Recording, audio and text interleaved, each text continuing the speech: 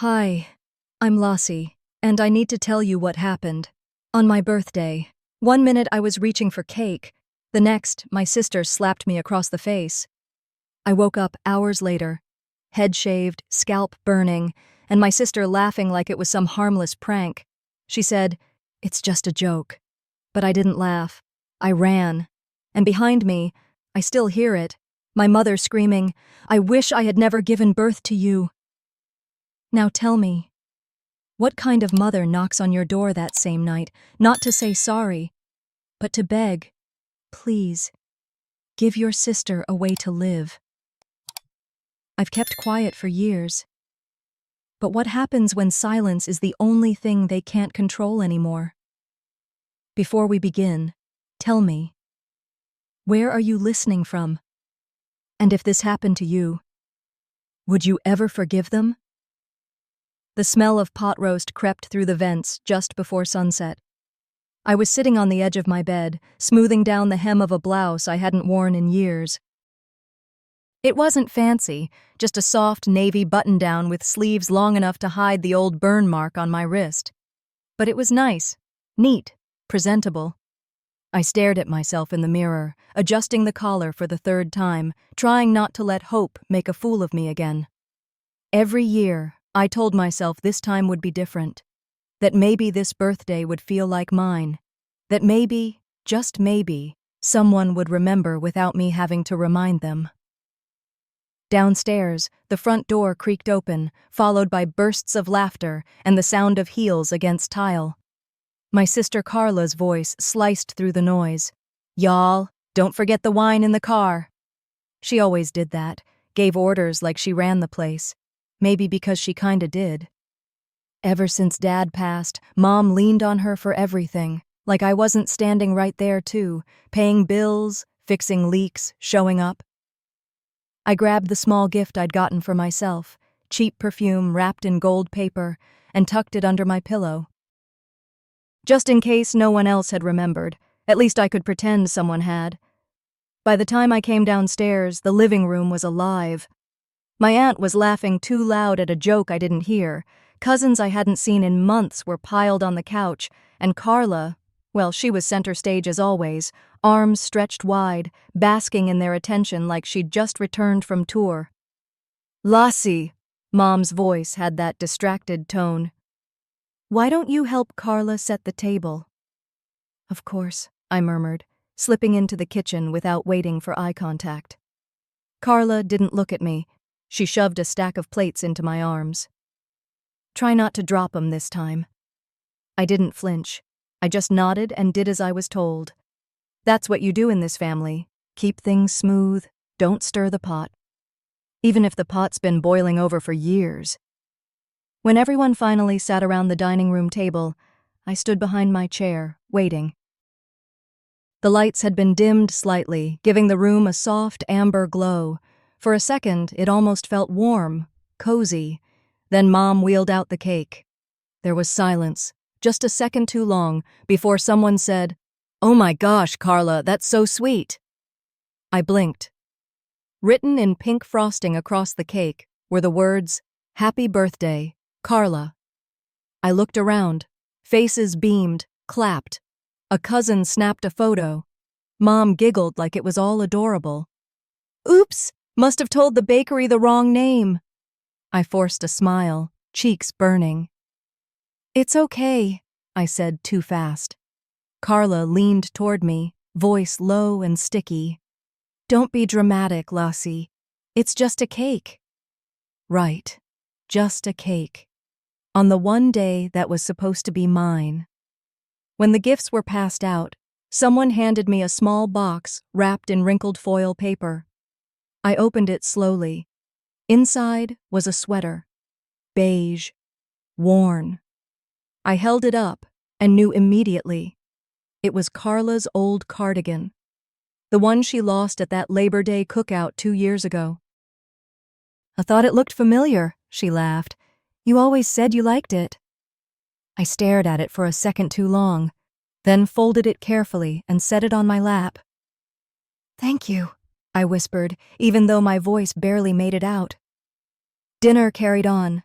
Forks clinked against plates. Conversation bounced from the latest church gossip to Carla's new Pilates class. I sipped my water and tried to fade into the wallpaper. Then Carla raised her glass. To family. And to Lassie for being here. A few chuckles. No one said my name again. I swallowed hard, setting down my glass before my hand betrayed me and shook. You're awfully quiet, Carla said, turning toward me. Don't tell me you're still stuck on the cake thing. It's fine, I replied. She laughed. See? Always so sensitive. It's exhausting. There it was. That word again. Sensitive. Like being aware of cruelty made me the problem. I took a breath, opened my mouth to speak, but stopped. No one was looking at me anyway. A second passed, maybe two, and then from across the table Carla slapped me. Just like that. Her hand cut through the air and landed square on my cheek, loud and sharp and impossible to mistake. The room went dead silent. Forks froze mid-air. My mother gasped. Someone knocked over a glass. Carla blinked like she was the one shocked. It was a joke, she said quickly. You always take things too far. I touched my face. It stung, sure, but it was nothing compared to the hollowness spreading in my chest. This day, this birthday, was never mine. It never had been. The sting on my cheek hadn't faded when I realized the real pain was about to begin. I sat frozen, still facing Carla, the room spinning ever so slightly around me. I could feel every pair of eyes on me, but no one moved. No one said a word. That silence.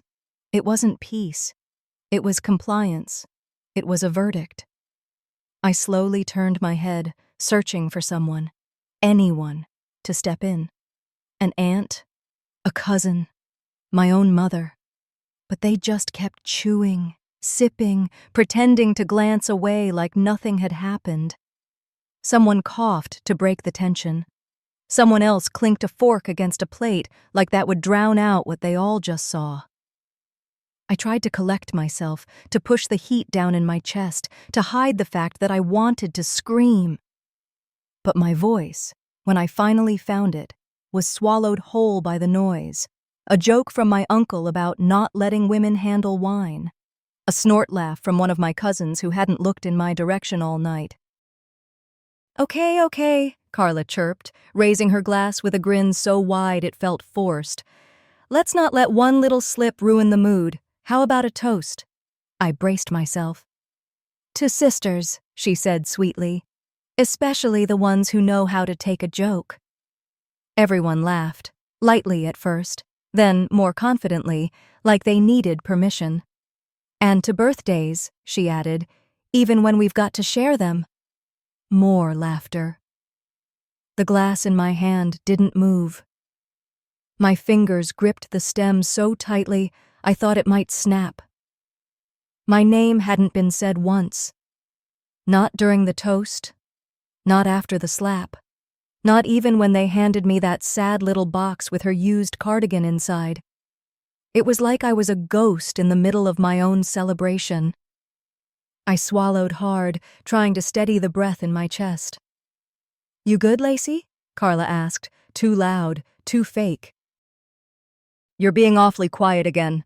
I opened my mouth to answer, but Carla had already turned back to the others, launching into a story about some co-worker who just couldn't take criticism. They laughed like she was on stage.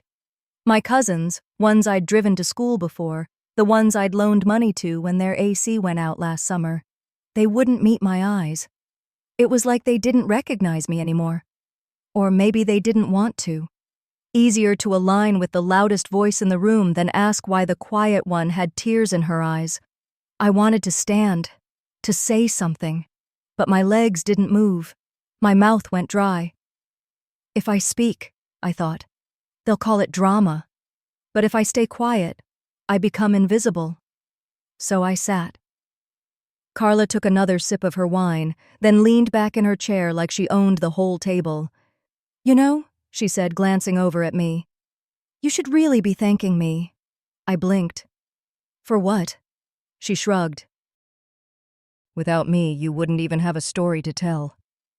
Laughter erupted again, some half-hearted, some full-throated.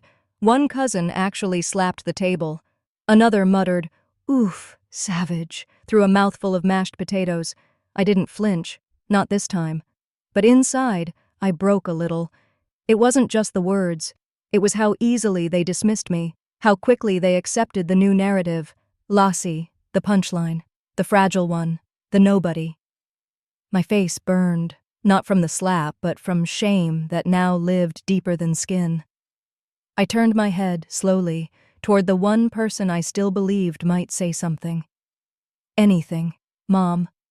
She sat across the table, napkin folded perfectly in her lap, lips pressed into a thin line. Her eyes met mine, just for a second. I saw it. Something flicker. Recognition? Guilt? And then, just like that, she looked away. Said nothing. Not a word. That silence told me everything I needed to know. I was alone.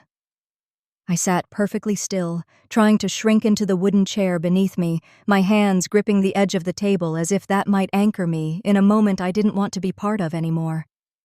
The laughter from earlier still echoed in the room like leftover smoke after a fire. It clung to the curtains, drifted between the clinking of dishes, and settled in the corners of my mind.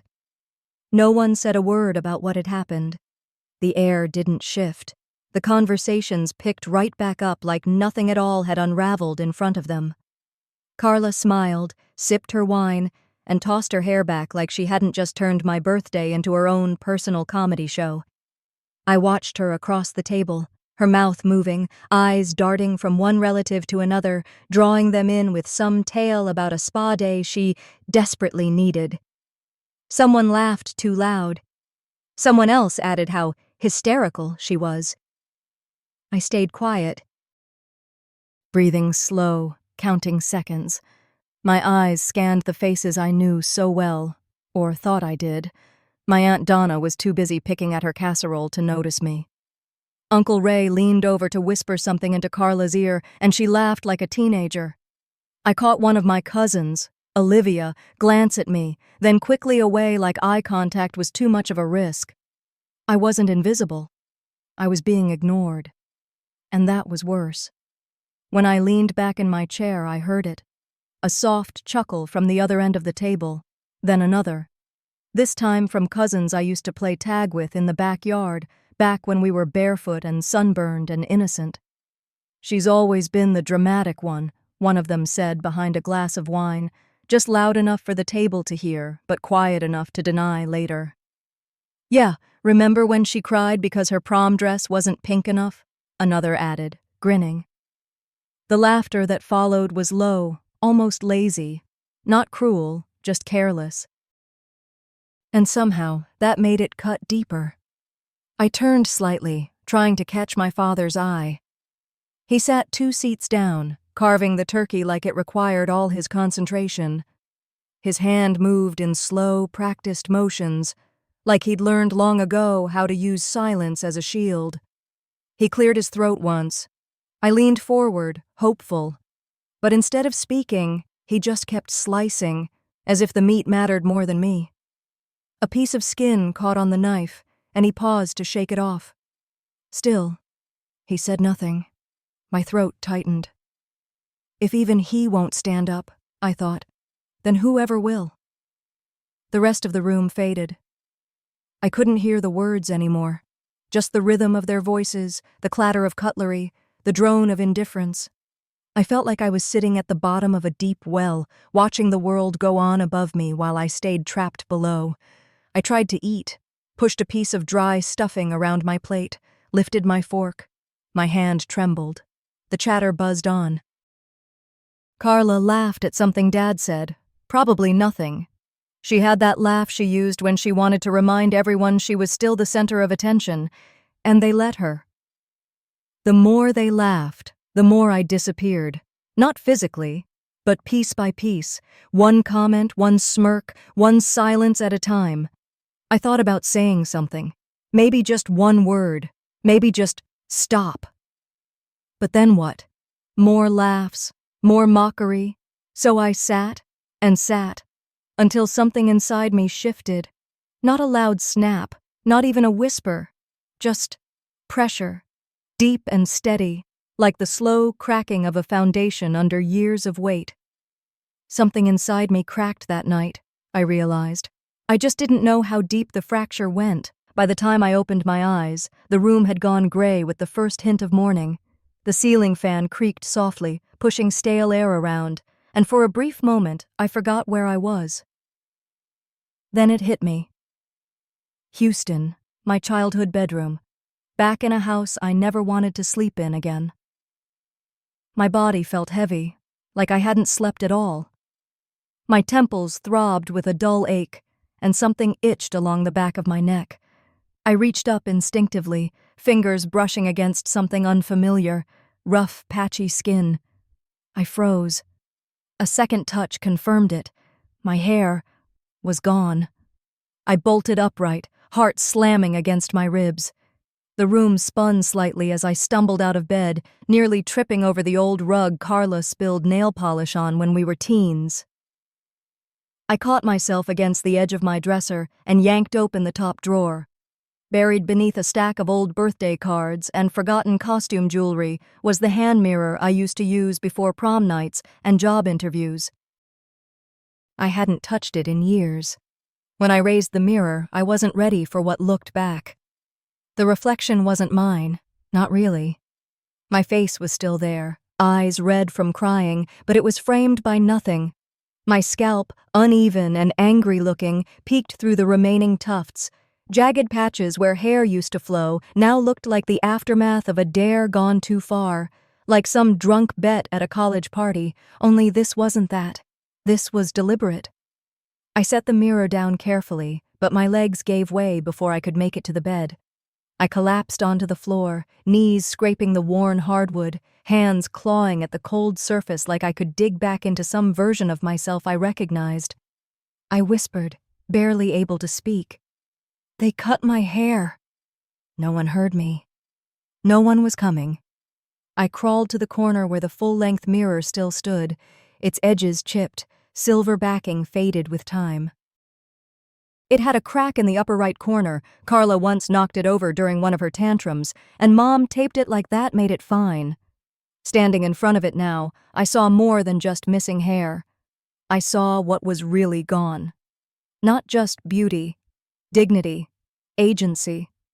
My sense of safety in this family, however fragile it had once been, had snapped under the weight of their silence. No one had warned me. No one had knocked. No one even bothered to ask if I was okay. They let me fall asleep in that house, while someone shaved my head. They let it happen. I ran my palm over my scalp again, feeling the ridges and uneven lines, and bile rose in my throat. I didn't cry yet. I didn't scream. I just stared. The mirror didn't offer comfort, just a truth I couldn't unsee.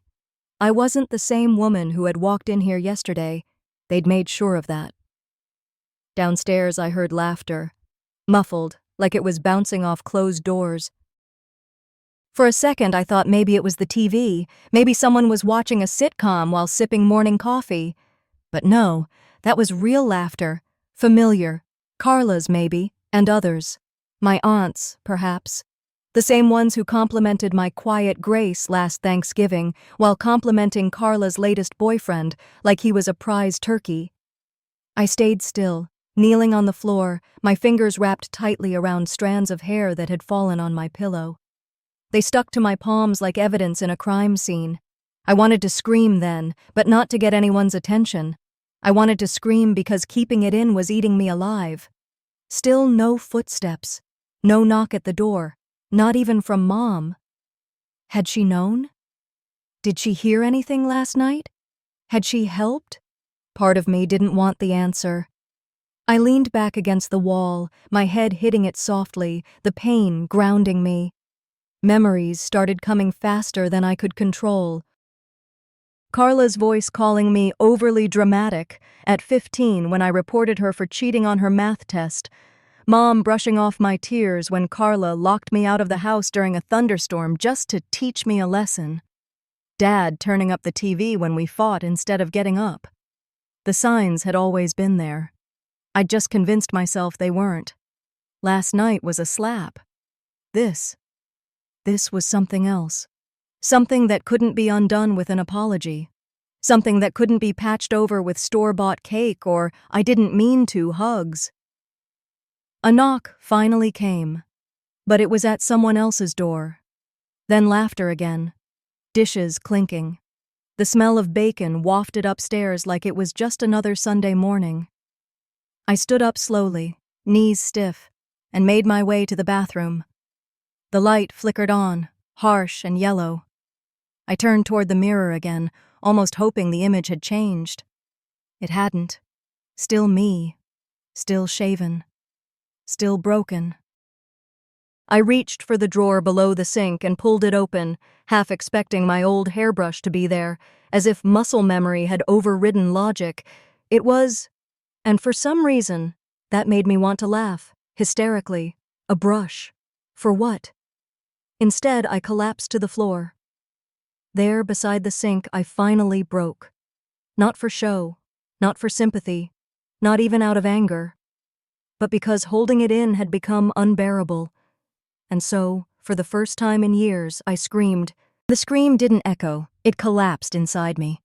It was the kind of cry that didn't want to be heard by the world, just needed to be released, like steam bursting from a kettle left too long on the stove. When the last ragged breath shook out of my chest, I realized I was still clutching hair. My own. Coarse strands knotted between my fingers, some still warm from my scalp. My knees were stiff from sitting too long on the bathroom floor, but I didn't move, not yet. My head leaned against the side of the tub, cool porcelain grounding me. The silence upstairs felt heavier now, as if the walls themselves were ashamed to witness me like this. And then it happened. The scent. A mix of lavender shampoo and warm skin. Familiar, specific.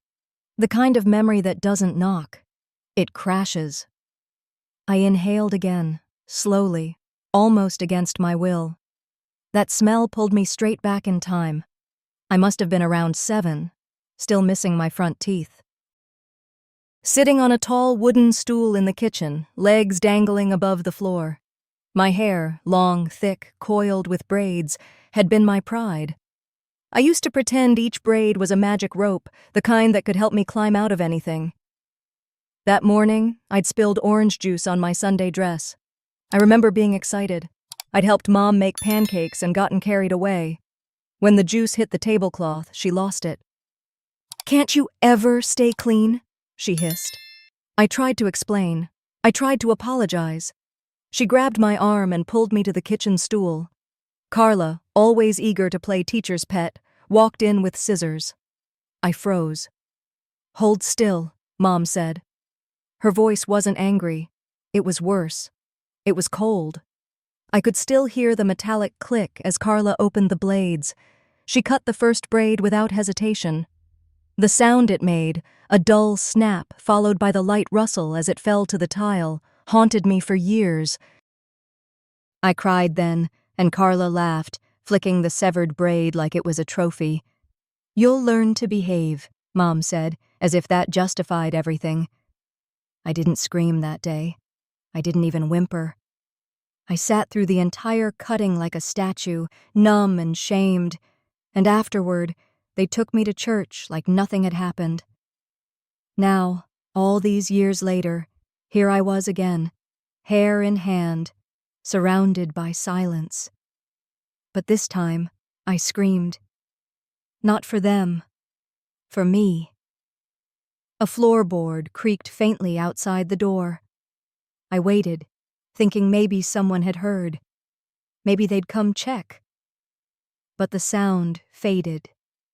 No knock. No voice. Just the faint clink of silverware and the murmur of conversation from downstairs.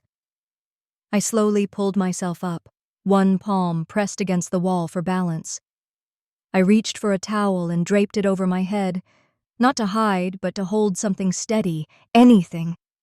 My legs carried me back to the bedroom like I was walking underwater. I sat on the edge of the bed. The bed sheets were still tangled from the night before, but I didn't bother fixing them. I opened my hands, letting the hair fall into my lap. It was strange. Some strands were still curled from the way I used to wear it, the way it used to feel when I left the salon and smiled at myself in the mirror. Now they just looked lifeless. One curl caught the morning light, and suddenly the memory snapped sharper. Carla's laughter back then. And now, it hadn't changed. The tone, the timing, that same sharp edge of mockery, the delight in my pain. And Mom, back then, now, always letting her, sometimes even cheering her on. It wasn't a fluke. It wasn't just this birthday. It was a pattern. I looked around the room. My childhood bookshelf still held old fairy tale books and a faded stuffed rabbit missing one ear. I used to hide notes under that rabbit, secret wishes written in crayon. I pulled him down and felt under his belly. Nothing. Just dust and cotton. I stared at him for a long time, then set him down gently. The past and the present had collided in me, and somewhere inside that mess, something shifted. I couldn't quite name it yet. Not courage, not rage, not even grief. But something had moved. I looked down at the pile of hair in my lap again. Then, barely audible, I said it out loud. Never again. My voice cracked halfway through. It didn't sound like a vow. It sounded more like a whisper to myself, a plea, a thread of hope barely strong enough to hold on to. But it was something. Never again. I said it again, louder this time. I wasn't sure who I wanted to hear it. Maybe no one. Maybe just me. I didn't know it then. But those 2 words would change everything. By evening, I'd already learned to breathe through the silence. I hadn't left the bedroom since morning, except to lock the bathroom door and wash my face again and again, hoping the sting in my scalp would fade. It didn't. My head felt lighter, but not in the way people mean when they say, a weight off your shoulders. This was a hollow lightness, the kind that comes after something's been taken. As the sun dipped low behind the kitchen blinds, my stomach finally pulled rank over my pride. I hadn't eaten since yesterday.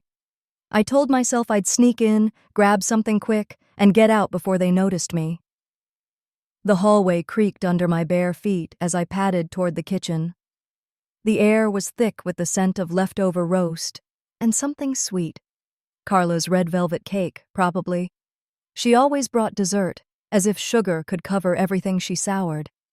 I stepped in quietly, hoping to slip past the island counter and grab a sandwich from the fridge. That's when Carla's voice pierced the quiet. "Well, look who finally decided to show her head," she said, her tone light but soaked in venom. I froze. She looked up from her glass of wine, eyes locking with mine across the room. Her smirk widened, and she gestured toward me with a flick of her chin. "Hey, lighten up. It's just a joke." Laughter. The soft kind that people give when they don't really think something's funny but they're too cowardly not to laugh. A few chuckled. One cousin coughed to cover his smile. The worst part was the silence that followed. Nobody stopped her. Not one soul told her to quit it. I stood there, the refrigerator door still halfway open, its cold breath brushing against my knees. I turned to my mother, who sat quietly by the window, a half-empty mug of coffee in her hands. She'd seen everything, heard it all. I swallowed hard. "Mom?" She looked up. Her eyes met mine. For a moment I thought she might say something. She blinked slowly, as if weighing whether it was worth the effort. Then she shook her head. "Don't make this bigger than it is, Lacey." It felt like someone had knocked the air out of me.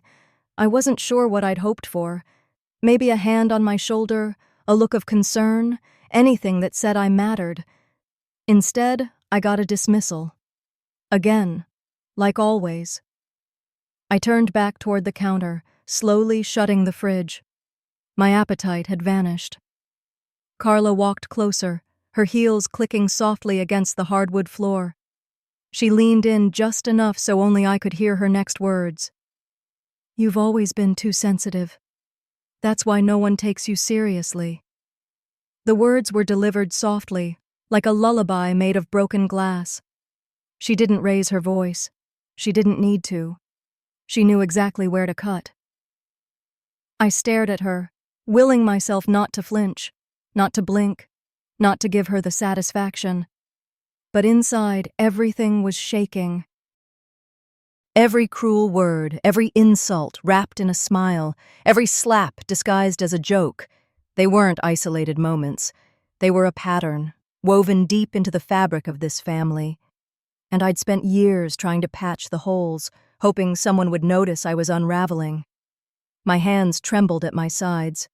I clenched them into fists, digging my nails into my palms until it hurt enough to focus. I looked around the room. No one met my eyes. Not even the ones who used to love me when I was little. The cousins I shared ice cream with in the backyard. The aunt who taught me to braid. They all sat in complicity, chewing their food, sipping their drinks, choosing comfort over courage. I wanted to scream again, to throw something, to say all the things I had swallowed for years, but I didn't. I stood still, quiet, because something else had begun to rise in me, not weakness, not fear, something colder, something clearer. I didn't cry. I didn't plead. I just turned away and walked toward the hallway, and in that silence, as the door clicked shut behind me, I realized something powerful. I wasn't going to beg for space anymore. I'd carve it myself. That night, I swore silence would no longer be my prison. It would be my weapon. The next morning, silence hung in the house like fog, heavy, clinging, full of meaning. But this time, it wasn't mine. I came downstairs slowly, already sensing the shift before I stepped into the living room. Something was off. The air wasn't buzzing with chatter like it had been the day before. No clanging dishes or overdone laughter. Just a quiet murmur of voices and the faint tapping of fingers on glass screens. They were all there, spread across the couches, armchairs, even the floor, their eyes glued to their phones. I paused in the doorway, expecting someone to notice me. No one looked up, but I saw it in the tension of their shoulders. In the nervous way a cousin glanced over at Carla, then quickly looked away. Then Carla spoke, sharp and loud, slicing through the quiet. "She's too sensitive. Can't even take a joke," she said, laughing like she hadn't memorized that line years ago. Another cousin, the one who used to build pillow forts with me in the den, repeated it with a snort. "Yeah, I mean, come on. We were just playing around." It spread like spilled wine, dark and fast. Smirks, chuckles, headshakes. None of it was loud, but it didn't have to be. Every word landed like a slap I didn't flinch from. I stood at the edge of the room, back straight, heart steady. I didn't blink, because for the first time in a long time, I wasn't just hurting. I was watching, seeing them, seeing how quickly cruelty became comedy when the target was someone they thought wouldn't fight back. I scanned the room, slowly. No one dared hold my gaze. That's when one of the younger cousins, Jamie, barely out of high school, held out her phone toward me, eyes wide and hesitant. You should see this," she whispered. I didn't want to look. Every part of me screamed to turn away, but I stepped forward and took the phone from her hand. There it was, grainy footage, shaky and dimly lit, but clear enough. Me, sitting in that chair, Carla behind me with the clippers, my shoulders rigid, my breath caught mid-sob, and the sound, the unmistakable buzz of my hair falling in chunks. It was online, posted, viewed, shared, commented on. The caption read, "Thanksgiving prank?" She didn't see it coming. I scrolled through the comments, strangers laughing, calling me weak, dramatic, ugly. Bet she needed it. Is this staged? Why is she acting like it's the end of the world? My mouth went dry. My hands turned cold.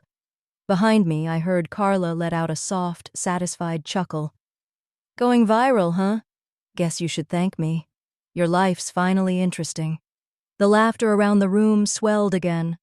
Not loud, not wild, but cruel, coated in that same syrupy southern sweetness they'd always used to disguise their worst parts. I didn't cry.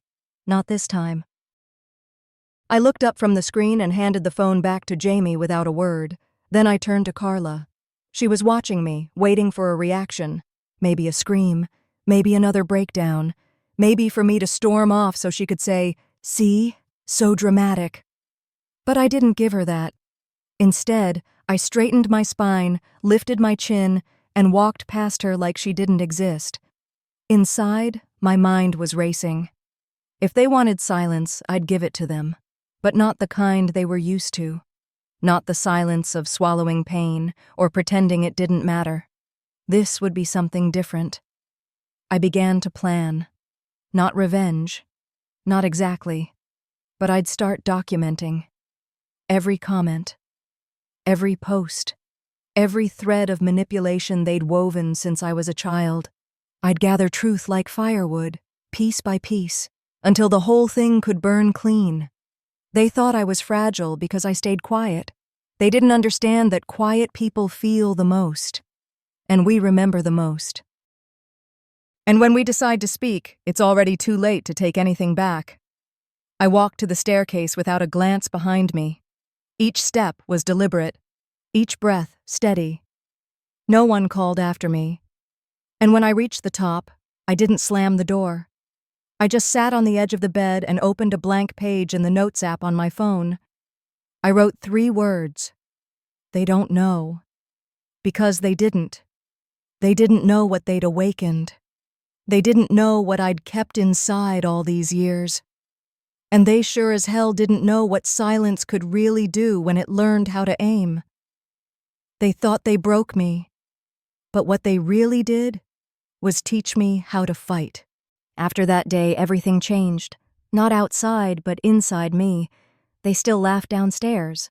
The house still smelled like reheated stuffing and burnt sugar. But I was no longer sitting in silence, wondering why no one came to rescue me. I had stopped waiting. Upstairs, the light from my phone glowed against the wallpaper of my childhood room. I sat cross-legged on the bed, surrounded by screenshots. Comments from strangers online, messages from relatives, mocking, dismissive, or worse, indifferent. One even sent a gif of a clown with the caption, "Oops, someone can't take a joke." I saved everything, every word, every laugh, every lie. It wasn't about revenge, it was about proof, about finally having the receipts when they all pretended innocence again. Outside my door, the hallway was quiet. The kind of stillness that only comes when people think the damage is done and the drama has passed. But I hadn't forgotten. And I hadn't forgiven. I was sorting the screenshots into folders when the sound came. A knock. Soft. Too soft to be anything casual. I froze. Midnight. Everyone was supposed to be asleep, or pretending to be. Another knock, this time followed by a whisper. "Lassie, it's me." I didn't answer. My hands curled around the edge of the comforter, breath caught in my throat. Her voice again, older, shakier than I remembered. "Please, open up." It was my mother, the woman who raised me to stay quiet at the dinner table, who taught me how to avoid conflict and call it grace, who told me to be strong, but never too loud about my pain. I stayed still, not trusting myself to speak. A pause. Then her voice, barely a whisper now, cracked like dry paper. "Please, give your sister a way to live." That sentence struck something deep and jagged inside me. She hadn't come to ask how I was, not to say sorry, not to ask what I needed. She had come to bargain for Carla. As if I was the threat now. As if Carla's life depended on my silence, not on her actions. I got up slowly, walked to the door, and rested my forehead against the wood, not to open it, just to feel something solid between us. The tears didn't come. They'd dried up hours ago, but what filled their place was colder, clearer. I whispered, "You didn't ask if I was okay." There was no reply, only footsteps retreating down the hallway, cautious, like stepping around broken glass. I stood there for a long time, staring at the door, until a vibration buzzed from the desk. A message. Unknown number. "Hey, it's Dorian. I should have said something earlier. I'm sorry. This might help." There was a video attached. I opened it with cautious fingers, not sure what I'd see. The screen lit up. The kitchen, from a side angle. Carla, laughing with another cousin as she whispered, "We're gonna live stream it. Just wait till she realizes what's happening." Then a clink of wine glasses. Laughter. Another clip. Her directing someone to hold my arms, gently but firm. I sat back on the bed, heart thudding like a slow drumbeat. So it had been planned. Not a moment of heat. Not a drunken prank. It was orchestrated humiliation, made for views, for likes, for clicks. That video changed everything. Because now, it wasn't just my word. I had evidence. I looked down at the old drawer by my bed and pulled it open. Still there, after all these years, tucked beneath some birthday cards and forgotten letters, was a faded fabric hair tie. Pink, frayed at the edges. From the day I'd cut my hair in middle school, after Carla called me a mop head in front of the whole family. I held it in my palm now, like a tiny relic of all the times I'd tried to be quiet, to disappear, to keep the peace. I squeezed it tight. Tomorrow I wouldn't scream. I wouldn't argue. I wouldn't even raise my voice. But they would hear me. Tomorrow, silence will roar. I didn't sleep that night. I lay in bed, staring at the ceiling, replaying the video over and over in my mind. Carla laughing, the clinking of glasses, the sound of betrayal caught so casually on camera. My phone sat beside me, its screen dark but heavy with the weight of truth. My fingers still tingled from holding it, as if it burned with everything I never dared to say. By sunrise, I knew exactly what I needed to do. The house creaked to life as the sun stretched over the horizon. Doors opened, footsteps padded across hardwood floors. Someone brewed coffee. The normalcy of it all was surreal, like nothing had happened, like I hadn't been humiliated, like they hadn't helped do it. I waited until everyone had settled in the living room. Voices low, television humming in the background, someone scrolling loudly through a phone feed, chuckling. Then I stepped in. No scarf this time, no hoodie, just me, my bare head, my truth. All eyes shifted. I walked in quietly, holding my phone in one hand and an envelope in the other. I didn't say anything, didn't need to. I walked to the center of the room and placed my phone face up on the coffee table. I tapped the screen. The video started playing. Carla's voice filled the room. "Just wait till she realizes." Laughter. Someone gasped. Carla stood frozen, her mouth half open, as if trying to decide whether to deny or laugh it off again. My mother paled. A cousin shifted uncomfortably on the couch. When Carla's face appeared on screen, giggling as she clinked glasses with another cousin, my mom shot up from her seat. "Turn that off," she snapped, already reaching for the phone. But I stepped in between. I didn't raise my hand, didn't shout.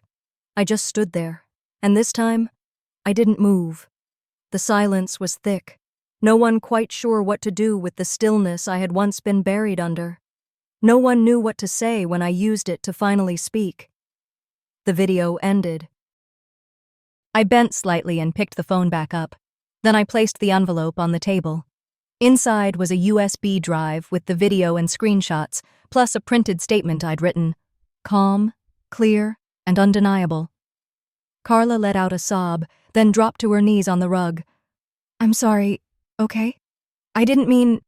I was drunk. I thought it'd be funny. She was babbling, begging. My mother moved toward her but looked at me instead.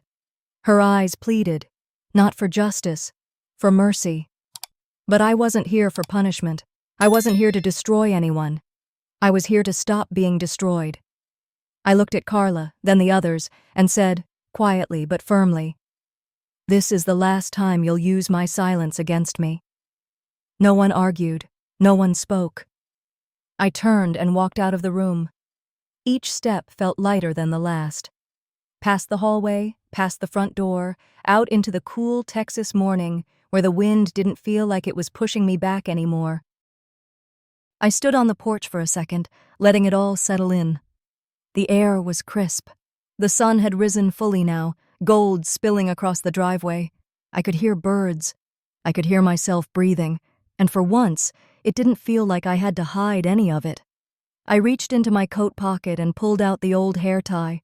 The pink was almost faded to white, the fabric thin and soft from age. It had once felt like a symbol of silence, of swallowing pain, of pretending to be okay. But now it felt like something else. Not a return to the girl I used to be, but a nod to the woman I'd become. I tied it around the base of my short hair, what was left, what they couldn't take. Then I stepped off the porch and didn't look back.